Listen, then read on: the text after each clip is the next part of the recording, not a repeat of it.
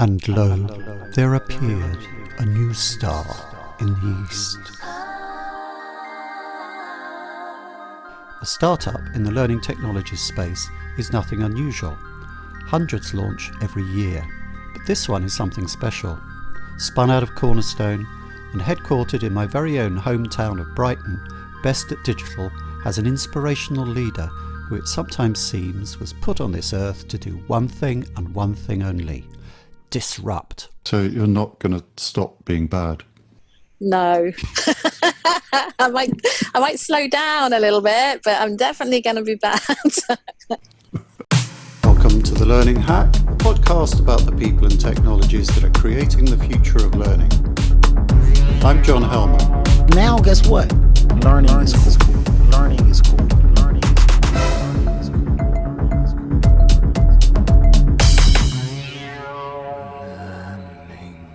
We hear a lot about leading through change in business, but the learning technologies space is a particularly hard one to navigate and a real test of a leader. My guest on the Learning Hack podcast this time, Andrea Miles, has led essentially the same team through the most extraordinary series of upheavals over the last 16 years.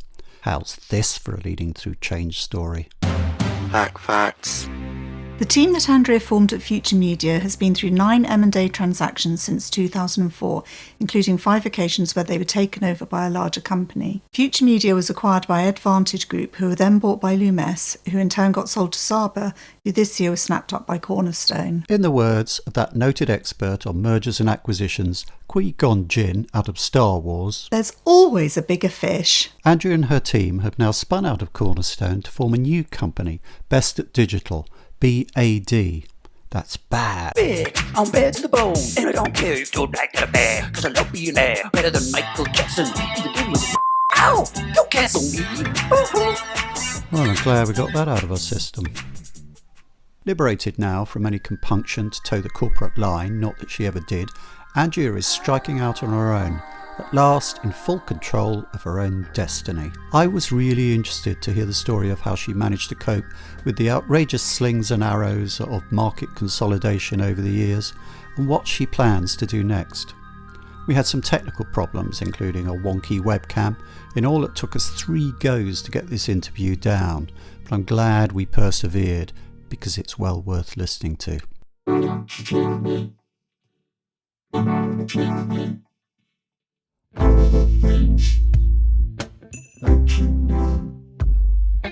Well, welcome to the Learning Hack, Andrea. So, first of all, can you tell us about your new venture, BestAtDigital, and how it came about?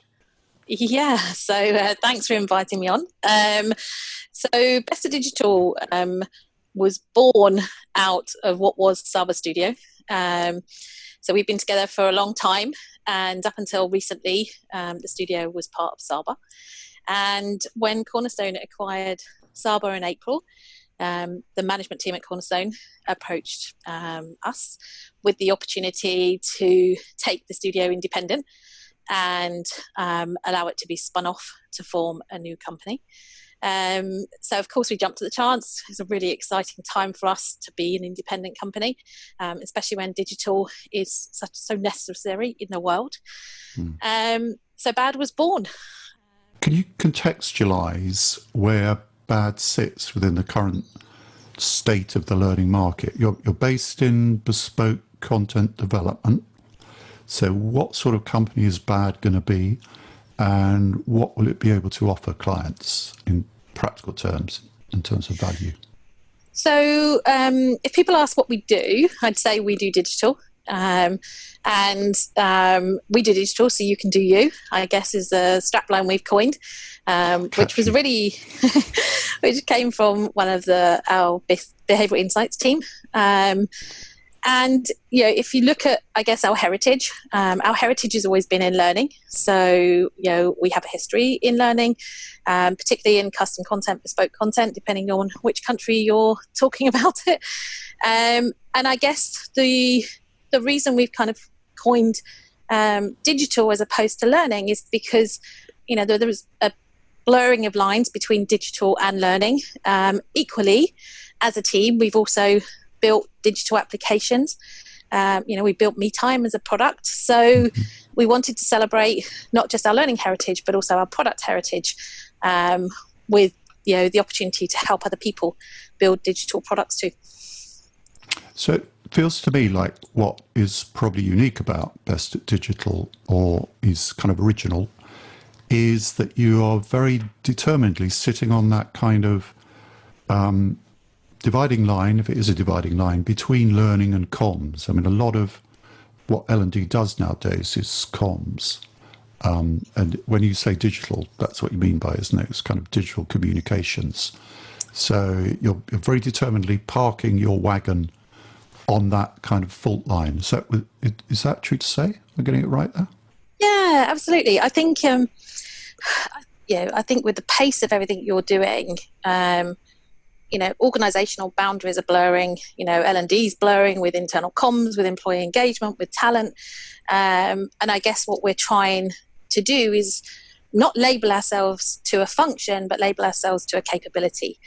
So, we want to be the best at digital, hence BestAtDigital is our name. That's, it's an aspirational name. I think it's really important for us as a team to have aspirations that are, to be the best. And if we're at the best at what we do, then clients can be at the best at what they do. Okay. You talked about the team, and there is a real heritage in that team. It goes back through several layers of mergers and acquisitions. But before we get to that, I'd like to talk about could you tell us how you got into the industry in the first place? How did you end up in learning? Because nobody seems to have come into it who's been in it for any length of time through a particularly conventional route, because there wasn't a conventional route. It's an entirely new invented industry, really. So how did you get into it? So I started originally way back when as a graphic designer. So many, many moons ago. So hence the passion for design. That hasn't gone. It's still very important to me. And, I started in graphic design. I then moved into account management because I realized that actually there was better graphic designers than I was. And I was actually quite good at selling graphic design as opposed to doing graphic design. So I guess I moved into a key account management role, then up through key account management into sales management, into more general management and kind of MD roles. But across the board, staying with a connection in design. And I moved into digital design, working with brand and agencies. And from digital design, I ended up working with a company who did learning. And then I had a massive desire to get involved in learning because it actually changes people's lives. And I believe that that's, everybody's calling in some regard. So that was how I got into learning. And I guess my heritage in design and comms is also connected to where we are now.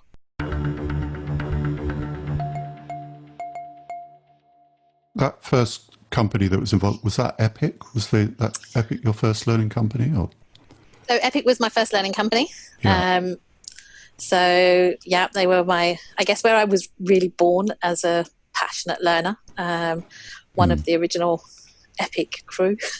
Yeah, and that's where we met, I think, when I was a hard-working marketing muppet. And you were an extraordinarily successful account manager with very loyal clients. I remember trying to do customer surveys, and I would talk to clients and ask them what they liked about Epic. And there was one particular person, and you had several clients who were like this. And when I asked him what he liked about Epic, he said, Andrea Miles. I say, okay, but apart from that, what else do you like about the company? Andrea Miles. All he would say was positive was you. He was very kind of sold on you. I didn't really kind of have that much contact with your day-to-day working on accounts. How do you account for your success as an account manager? What do you think is the nub of it?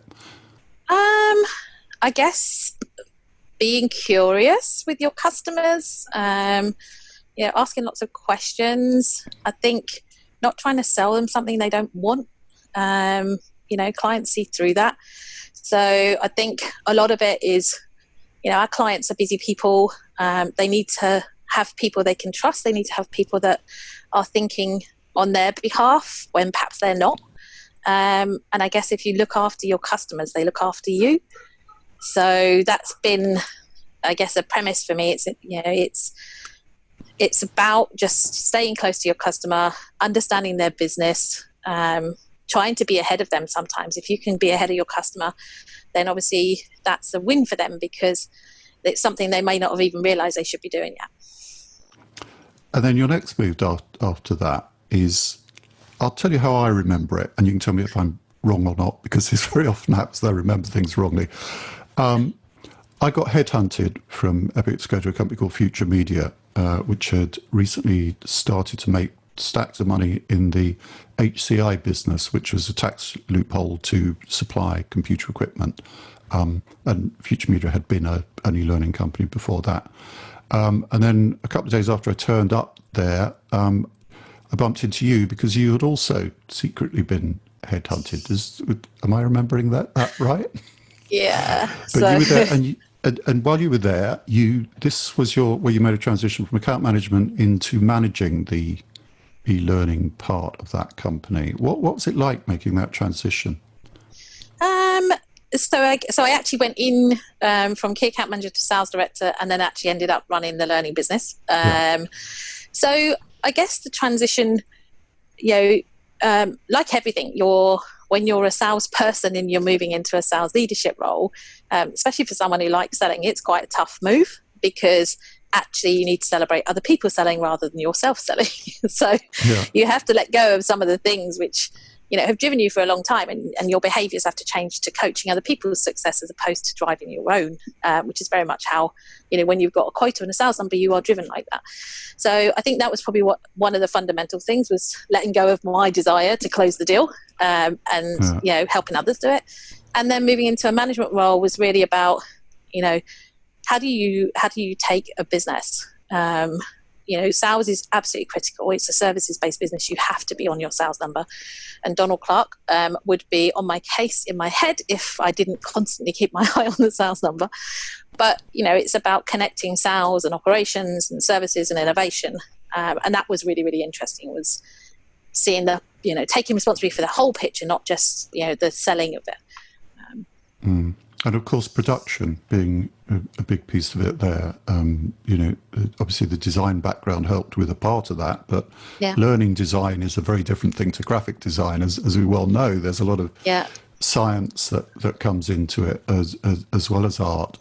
And then you have developers and everything that goes into creating online learning.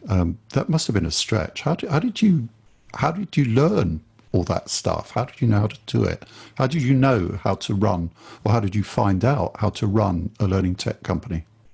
I think probably, you have to know some of it, right? You can't have a conversation with a developer if you don't at least understand, some of his world. I didn't know how to code, but I knew what coding meant and where the risks were, and, what the coders needed to do exceptional work. So I think, you have to have an appreciation of all the disciplines. Clearly, I have a natural bent towards graphics. And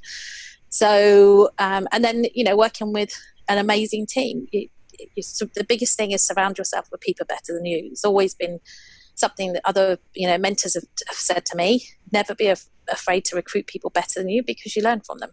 And I think, having a fantastic team who are all, skilled in their own disciplines means I don't have to be a specialist in everything, because I've got amazing people around me who are.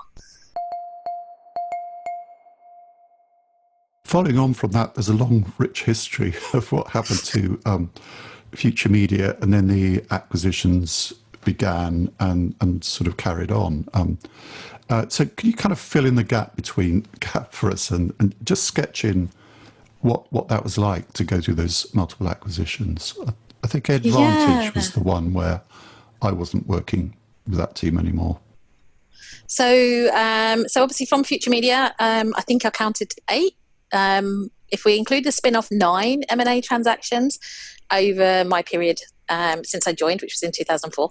Wow. So five of those were being bought, 3 were us buying, and 1 was us spinning off. So very colourful in that regard. Future Media got bought by Advantage Group. Advantage Group got bought by Lemess. Lemess got bought by Saba, and Saba got bought by Cornerstone, and then we spun off.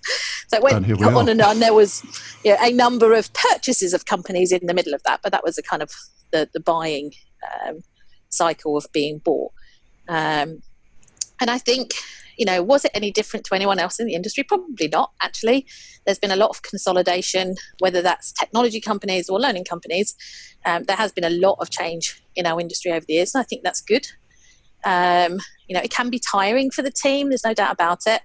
The team certainly developed a great deal of resilience. So I would have certain phrases which was same stuff, different color. They got used to it. We even got to a point where we were buying brand colored handbags, and we'd just go, okay, we need a new handbag. So, the team were incredibly resilient around it. I think, when you think about what do you learn through these processes, I like to take from all of my bosses, and I've had a lot over the last few years. I like to kind of look for something I can take, which is a memory of them. So, with Thomas, who is the CEO at Advantage Group, he was an incredibly humble leader. So, his humility was such a great role model. But equally, I remember his parting gift to me. I tend to like to make change happen, as you know, John. Yeah. And that can be a strength and also a challenge. So I remember with Thomas, the gift he gave me was, when we got bought by Lemess, was 7 times bigger, 7 times slower, Andrea, which was his way of saying, be patient. And it was good, right? It was really, really good insight, and it helped me not be, I was going into a bigger organization. I needed to understand the context of that, because bigger organizations naturally are, have more processes for good reason, because their risks tend to be greater. But yeah, it was a really good learning curve. I'm not going to say it doesn't come with its pain. Clearly restructuring is tough. And as a leader, it's, you're responsible for helping those changes happen. And I remember another manager I worked with who said to me, it's not what you do, Andrea, it's how you do it. And I think that's incredibly important, because if it's not your own business. George Gershwin originally. George O'Leary, yeah. No, George Gershwin. Facts. The song Tain't What You Do, It's the Way That You Do It was actually written not by George Gershwin, as John wrongly claims, but by Cy Oliver and James Trummy Young. But, again, it makes you really think about, you're working on behalf of someone else's company, and your role as a leader is to help change happen in as painless a way as possible, both for employees, the business, customers. It comes with the role. So through all those changes, you've managed to maintain an extraordinary kind of continuity in the core team that you brought through all those things. Do you have any tips for people in how to lead through kind of the choppy waters of those type of changes?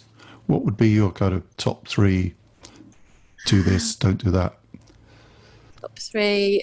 One is you have to have a strong belief system, because if you don't believe, your team around you won't either. So, having a strong belief system in the changes is really, really important, because you've got to lead people through those pain barriers, or, system changes or people changes. So, belief systems need to be strong that, the future is a good place, because you're there to help shift people into that place and help them embrace it and be excited about it. So belief systems really important. I think keeping people connected, communicate. I learned that the hard way. I remember on one occasion, one of my managers said to me, look over your shoulder, they're not with you yet. And I just, I am one for running ahead. And I had to just, go back, reconnect, make sure that everyone understood where we were heading and why we were heading that way.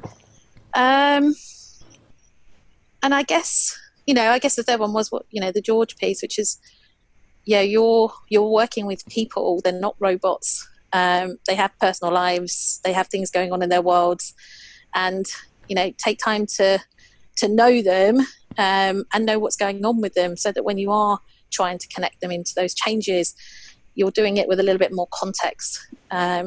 It's not like a big sheep that you can communicate once and hope everyone gets it. Everyone might have a slightly different need or context at that point in time, and it means you have to spend more time, but it's worth doing it.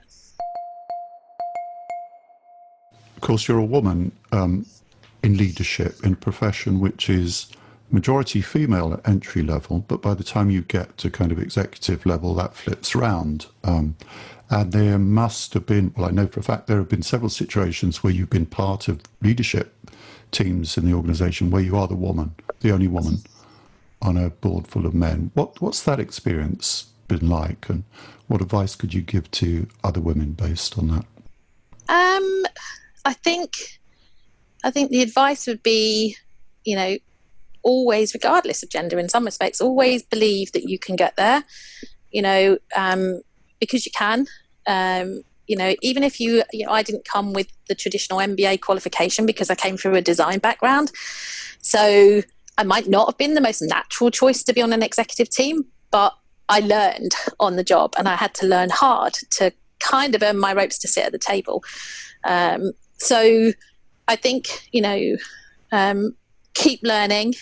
Don't see your gender as a reason why not. Almost embrace it and see it as a reason why too. I remember a colleague of mine once saying to me, our conversations are far better when you're in the room, Andrea, not because of any other reason than I represented a group in our organisation that weren't represented at the table. So I was able to, talk about maternity leave and what it feels like to come back from maternity leave. How do you get females through the organisation?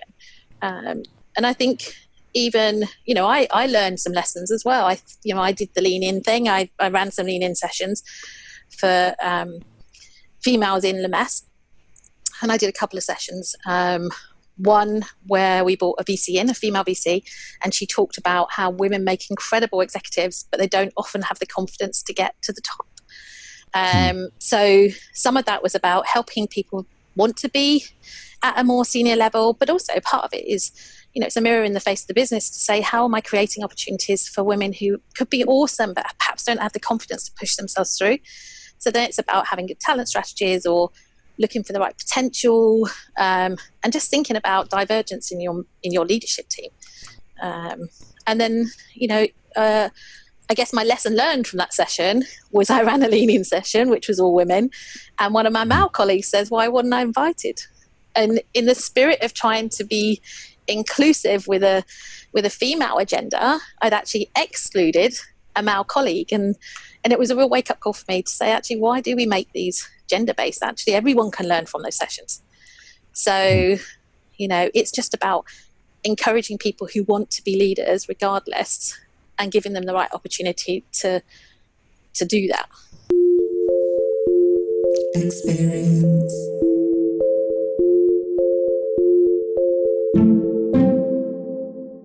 It's everything that ever happened to you, everything that ever will. Experiences, both huge and not so huge, slowly add up over a lifetime to become your experience. Everything you know, everything you are. Experience. And now the experience word is taking over learning. Learning experience. Our learning experience. Learning experience design. Learning experiences. And some worry that the change will distract from what science has told us about how people learn. Do we even know what we mean by the words learning experience? Is this a learning experience? Or this? Or this? I've talked to some incredibly smart designers, theoreticians, L&D practitioners and technologists on behalf of the good people at Learning. And together we've created a series of guides and resources to help you get the best from this change. Download the first of these now, the Experience White Paper. Experience.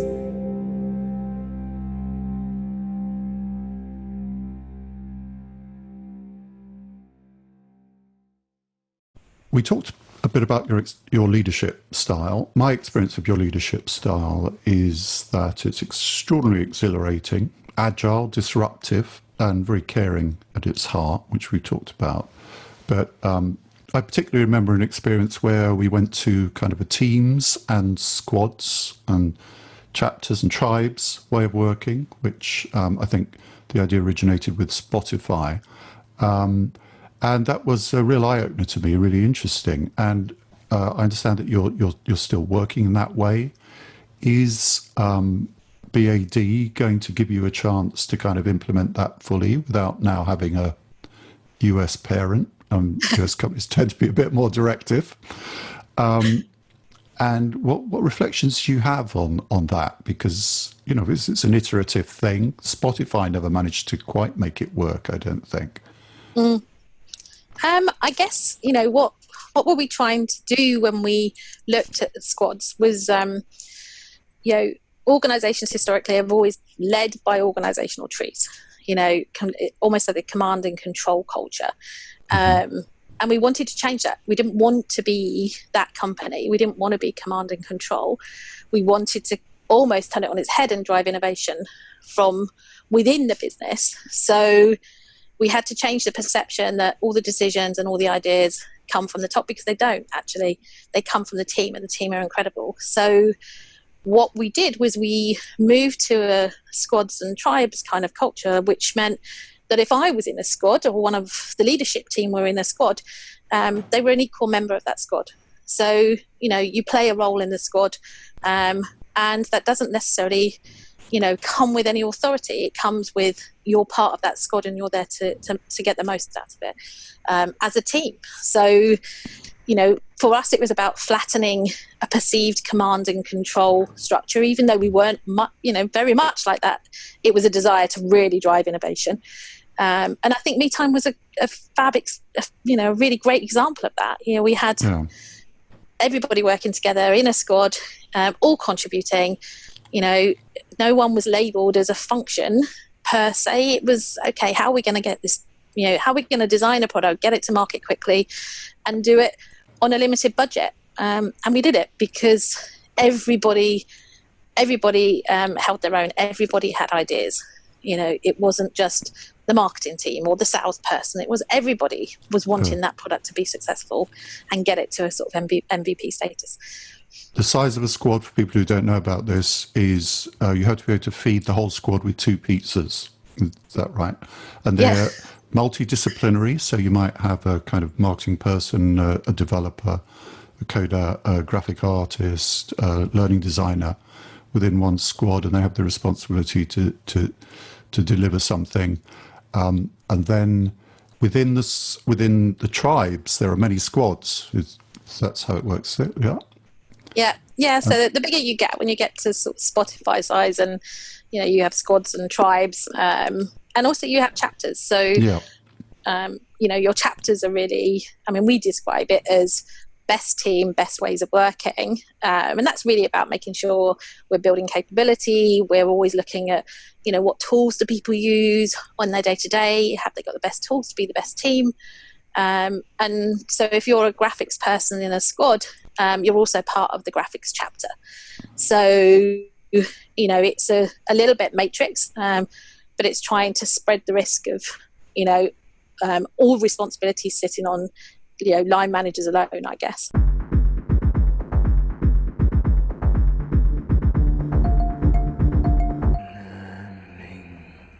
Another thing I remember you being a champion of is design thinking. Is that still very much a part of the way you do things? Yeah, I think, I mean, you know, design thinking from I guess from a title, you know, there's a lot written about. It's always been there, I guess. It's got a new title. I think ultimately it's about really getting to the root of what it is you're trying to do and understanding the person you're trying to please. And if you don't, then, you know, you're going to struggle with designing something that's going to work. So I think from that point of view, you know, it really is about understanding your audience. That's critical when it comes to learning, particularly when we're talking about, changing behaviors. It's not just about what they need to know, it's what we would love them to do, and we need to understand, what might get in the way of that.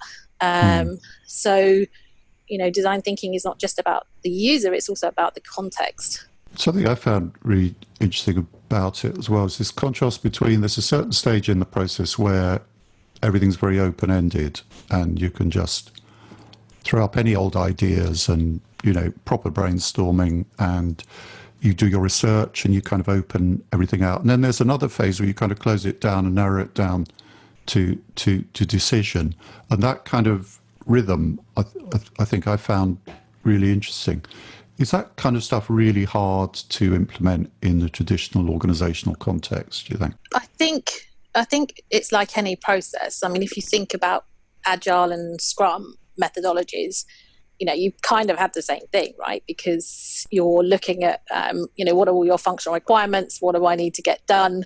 How do I, limit what I could get done if my timescales and my time boxes are getting squeezed? So, I think providing people understand the process, and they understand the parameters they're working in, then you can do it. So if it's time driven and it's time box driven, and you're designing with a time box, then obviously you're going to limit your design functionality. If you aren't time boxed, then you might base it on the things that are really, really important from a end user perspective and wait a bit for it. So it's probably a combination of design thinking and good project management and agile coming together. Can you explain the time box? Can you explain what a time? Sorry to interrupt. Can you explain what a time box is for people who don't know that phrase? So if you're looking at sprints, and your time box in a sprint. So if you've set your time box at 8 weeks, and that's not going to shift, and you've got 8 features, let's say, in a product you need to develop in that time box. If the time box doesn't move and you've only developed 4, then you might have to take out 2 and settle on 6 because the time box doesn't move. Okay. So when we were developing product, I remember with our developers in Krakow, and I'm sure there was they definitely had some challenges with me that day, but we knew we needed to get a product to market, and so we set a time box. And not only did we set a time box, we also put it live on the website when we were going to have the MVP for me time. Now, that meant that at that time we had to have something, and it just focused our mind on, okay, what does that MVP experience need to look like? Because we'd have still been developing it up until now because we're so passionate about having the best experience, but we had to create a time box, so we got something out there that we could talk to the market about. I remember that experience. I remember that there was a very short time box in which we had to create a brand, and we did it very quickly, and I think very well, actually. I think I really loved the end result. I think quite a lot of us did. We had a brand before we had a product. That's the first time I've ever worked on a product development where it went that way round. And I actually think that it's the best way to do it. Well, I think it's it's a philosophy, right? Brands are philosophies. If you really get it right, you can sell a product with a philosophy before the product exists, because people get excited about the story. And I think that's when it gets exciting, when you can go, right, if you feel that strongly. So it goes back a little bit to what we said earlier about when your belief system is strong, you can make things happen. So we believed in our story and we made it happen, and then the product came after. So I think with anything you do, whether it's learning, whether it's communications, if you believe in what you're going to go out with, you can be ahead of yourself in terms of what you're building, because you've already got your story track worked out.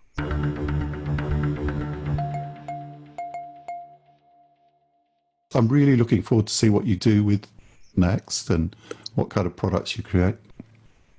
Yeah, I think, the desire's not gone. We had and I guess, go back to the name BestAtDigital. As I said, the heritage in the team has been learning, but we've then gone on to building learning experience platforms. I guess you could almost say that was a desire or the appetite for me time. And we've got the opportunity to help other people create minimum viable products because we've got all the skills in house. We did it for ourselves, so why not do it for some of our customers? So that's an opportunity. We will get back into products, I'm sure, at some point in the future. As you can imagine, having just come out of the 8th or 9th acquisition, I really feel like the team need a bit of a break. So I have promised my colleagues we wouldn't misbehave too badly for at least a good 12 months, so they can have a breather. But we have got some big aspirations. So you're not going to stop being bad? No. I might slow down a little bit, but I'm definitely going to be bad. That seems a good point to end it. Thank you very much, Andrea, for taking the time. I'm sorry all the technical problems we've had that made it rather more difficult to do than normal, but it's been great to have you on. Thank you. It's been fantastic. And good luck for the future. Thanks, John. That's all on the Learning Hack podcast for this time. Many thanks to Andrea and to our sponsors Learning Pool. The Learning Hack is completely independent and transparently funded by sponsorship. Please subscribe on your podcast platform of choice or on YouTube. And don't forget to leave a review and a 5-star rating to help other people find us. You can reach me at John Helmer on Twitter or through my website, johnhelmerconsulting.com. Next time on The Learning Hack, we're going to show you how to outfox those pesky platform vendors and get a learning system that actually meets your needs. Consultant Laura Lee Gibbs of LearnFox will be initiating us into the way of the fox. Stay foxy, learning people.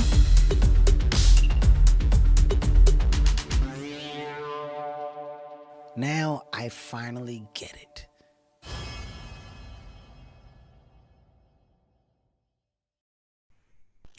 Hello. Can you hear me? Stuck my camera down, hoping that will. Oh, you're all high. You're all high in the frame. Take 10. Take 10. God, this is proving quite difficult to do, this one, isn't it? You always knew it would be, John. Yes. Lower your camera or something. You're kind of sinking down and you're sort of disappearing. So I've only got the top My of your sticky head. back plastics falling off. What is it? A webcam like in the olden days? Yeah, it's on my better. camera. It's on the top. Look.